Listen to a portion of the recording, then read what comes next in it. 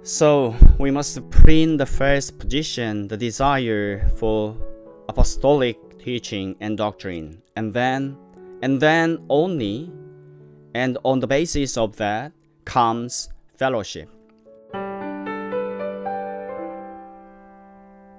And of course, the fellowship follows of necessity. We say, we do not that birds of a feather flock together. Of course they do. Like people are attracted by like, and they like to be together. We know that we have passed from death unto life, says John, because we love the brethren. 1 John 3:14. Because we would sooner be with the people of God than with the greatest people in the universe who are not Christian. Why? Because we are shares together of the same life. We belong together. We belong to the same family. We have the same nature in us. We are partakers of the divine nature, as Philip puts it, 2 Peter 1:4. But not only that, we have certain things in common. We have undergone the same experience. We realized we were sinners, hopeless, helpless, damned sinners, and that we were saved by the grace of God alone. We have been born anew. We have new desires, and we all have the same desires. We share the same interests and the same hope, the hope of glory, and we are all serving the same great Lord and Master and following the one and only leader. That is why these first Christians continued in the fellowship. They liked being together. They liked to talk about these things. This has always been characteristic of Christian people. We see it in the conversion of John Bunyan, the old tinker of Bedford.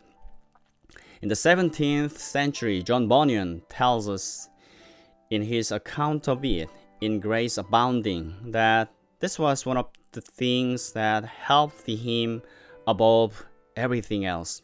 He writes that he was under terrible conviction of sin for 18 months and was almost being driven to despair.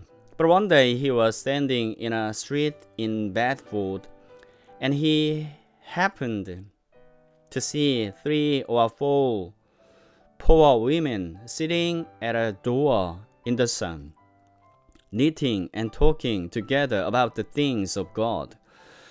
And they were enjoying themselves. They were having fellowship together as they shared their experience of the new birth and this knowledge that they had. And John Bunyan said, "And that's what I want, all that I could belong to them." And he spoke to them, and they were able to help him.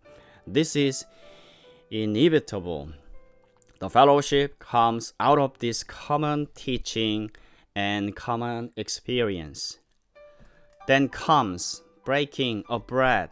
This means the communion of the Lord's Supper. The people in Acts liked to share the Lord's death till he come. 1 Corinthians 11:26. They liked to remind themselves of how they owed everything to that. They did actually have communal meals as well. But they celebrated his death in the communion. He commanded that church to do this, and they did it gladly, and they rejoiced in it together.